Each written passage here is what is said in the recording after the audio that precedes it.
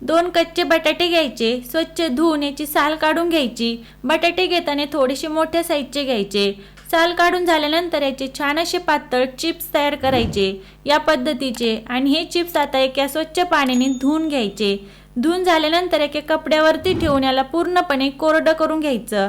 तुम्ही हवे तर टिश्यू पेपरने देखील कोरडे करून घेऊ शकतात। 2 ते 3 चमचे कॉर्नफ्लॉवर घ्यायची, चिप्सच्या मध्ये थोडीशी लावायची, त्यावरती दुसरा चिप्स ठेवून त्यावरती पण कॉर्नफ्लॉवर लावून घ्यायची आणि याचा छान असा रोल तयार करायचा। त्यामध्ये टूथपिक घालून त्याचे स्टिक तयार करायच्या।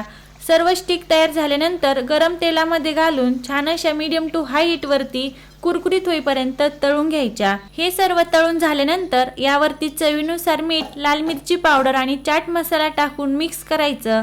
तर अगदी चटपटीत चवीचे कुरकुरीत असे पोटॅटो चिप्स बनून तयार झालेले आहेत। व्हिडिओ आवडला असेल तर please like, share and subscribe my channel. Bye.